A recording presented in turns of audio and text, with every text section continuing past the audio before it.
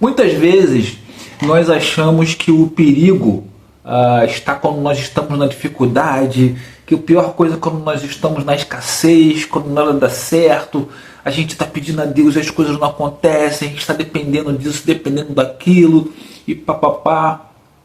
Porém, eu tenho uma coisa comigo, e nesse capítulo de 1 Reis, número 9, a gente vai ver que faz um pouco de sentido o que eu penso. Muitas vezes, pessoal, o perigo ele está quando você começa na abundância. Quando você começa a abundância, quando você começa... E assim, nada de ruim, nada de mal nisso, tá? Você construiu, Deus te capacitou, você fez aquilo, você seguiu as orientações, você começa a crescer, só que aí você começa a ter uma série de situações que começam a te envolver e você precisa vigiar muito, você precisa orar muito para que você não caia, para que você não escorregue nessa casca de banana. Pessoal, meu nome é Olavo, eu estou lendo a Bíblia pela primeira vez, então todos os dias eu leio um capítulo da Bíblia e faço uma reflexão aqui com vocês. Bora comigo? O que acontece, pessoal? Nesse capítulo, o templo está pronto, tá?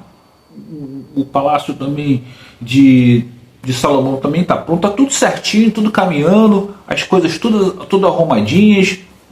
Deus já abençoou o lugar, já trouxe bênçãos ali, já aceitou, né, aquilo que Salomão entregou. E inclusive Deus ele aparece, né, para Salomão, ele vem dar um recado a Salomão, né? E ele diz para Salomão: Salomão, você toma cuidado, tá? Porque eu aceitei aqui tudo que você me deu, tá tudo legal, mas cuidado, porque você agora vai começar a experimentar uma coisa que você não tem ainda.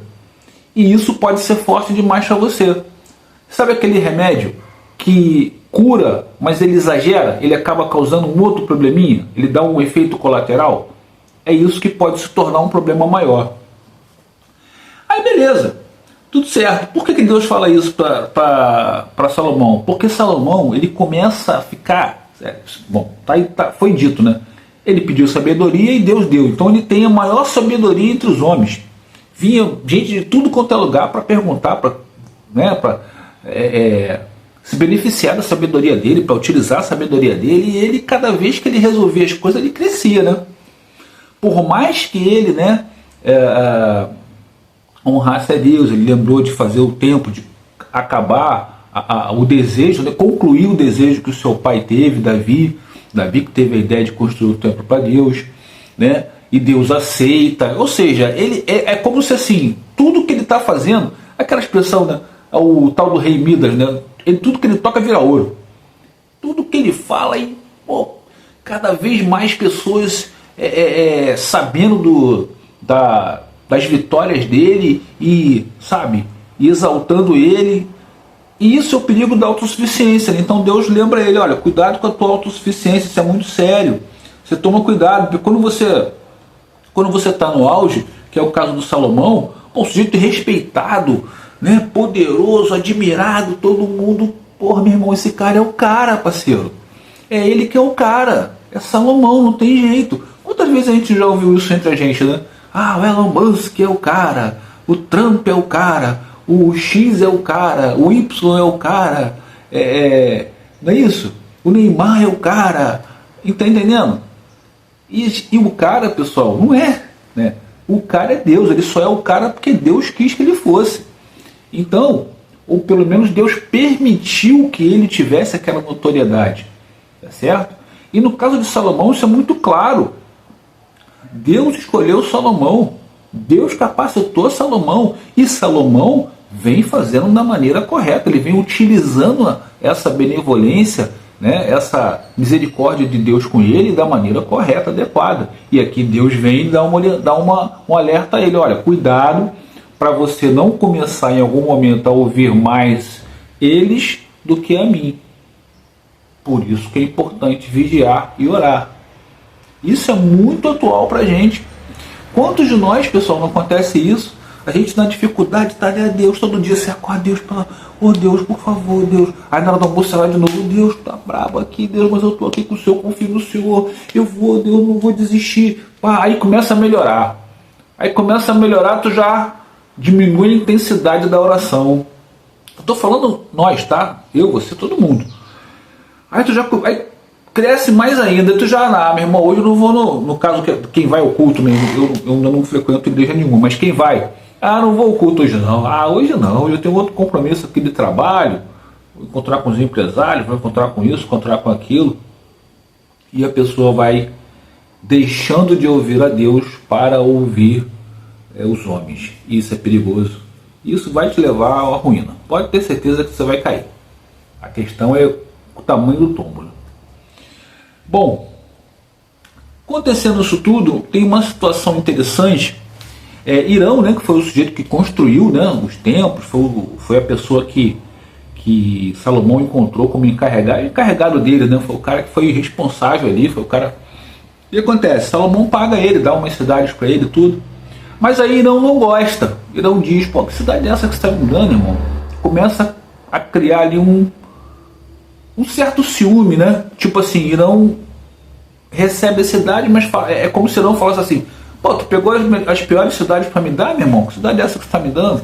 Sabe aquela coisa assim? Começa a criar um ciúme. Isso começa a acontecer e toda pessoa que está na liderança, né, pessoal? Toda pessoa que está na liderança, ela agrada a alguns e desagrada a outros. O melhor exemplo disso é o técnico de futebol. Né? O técnico de futebol ele tem lá 20 e poucos jogadores, 30 e poucos jogadores no elenco, né, no grupo, mas ele só pode escalar 11. Então os 11 que ele escala, porra, legal, o treinador é bacana, esse cara é brabo, esse é o cara, o professor.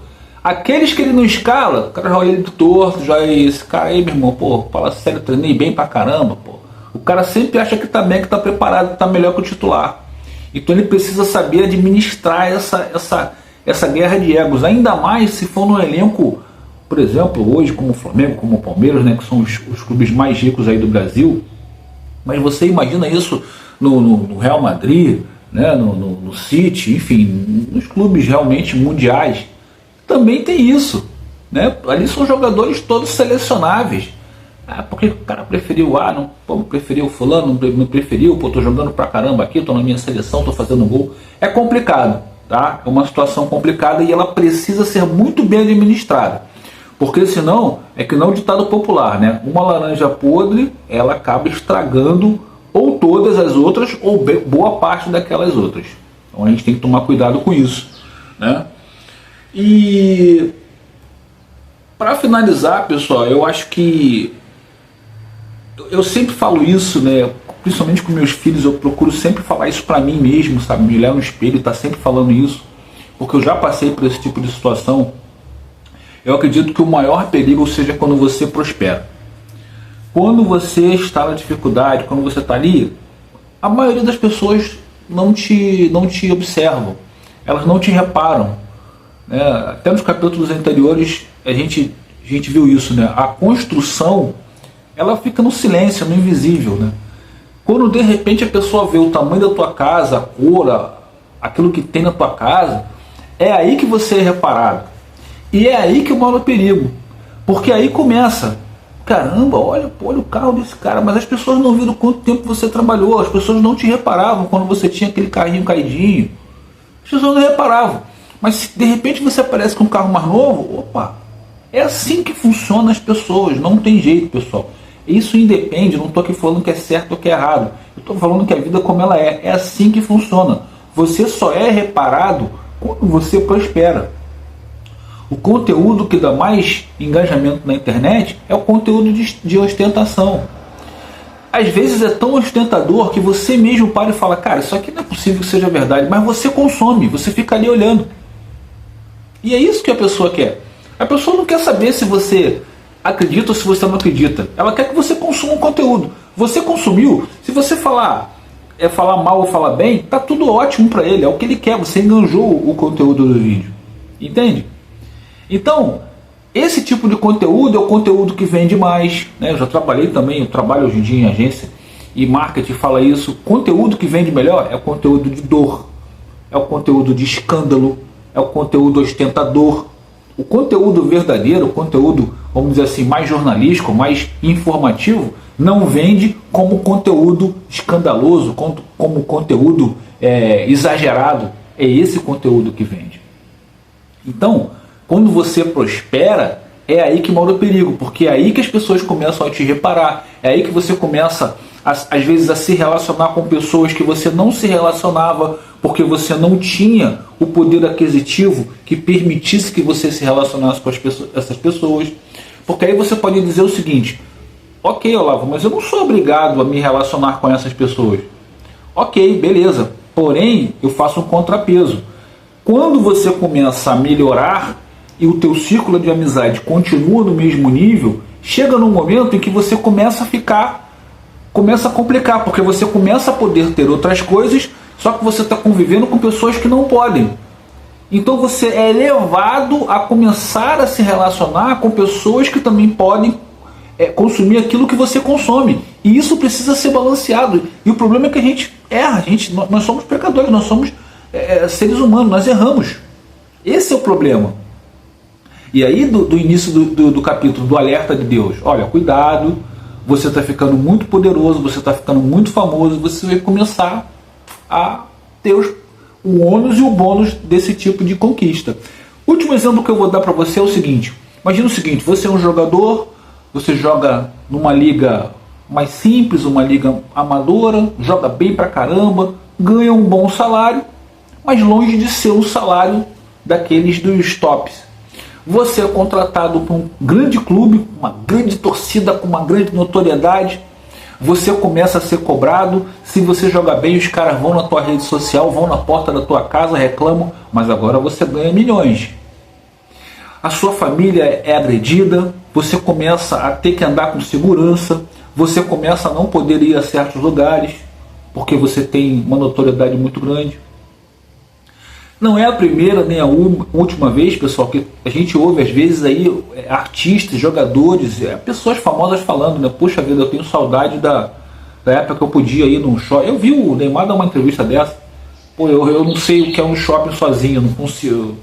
Há anos, né, há décadas que eu não sei o que é ir num shopping sozinho, não posso mais ir. Porque fica aquela confusão.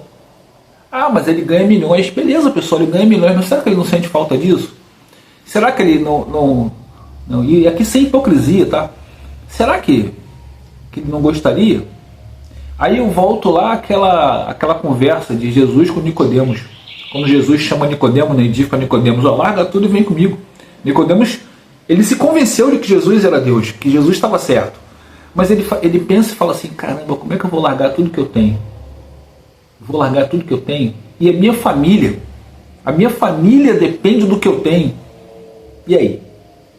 É para pensar, né, pessoal? Quero terminar esse capítulo hoje com essa reflexão para você pensar aí. Cuidado com o nosso ego, né? Quando a prosperidade se torna um verdadeiro perigo. Vamos refletir sobre isso hoje. Pare e pensa aí. Conversa com quem você ama e reflete sobre isso. E leia o capítulo, tá, gente? Leia o capítulo de 1 Reis 9, tá muito bom. É um capítulo muito interessante. Acredito que vai até fazer você se sensibilizar por outras situações do capítulo.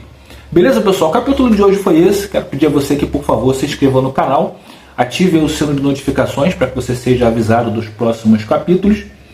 E Deus abençoe a todos. E até o próximo vídeo, pessoal.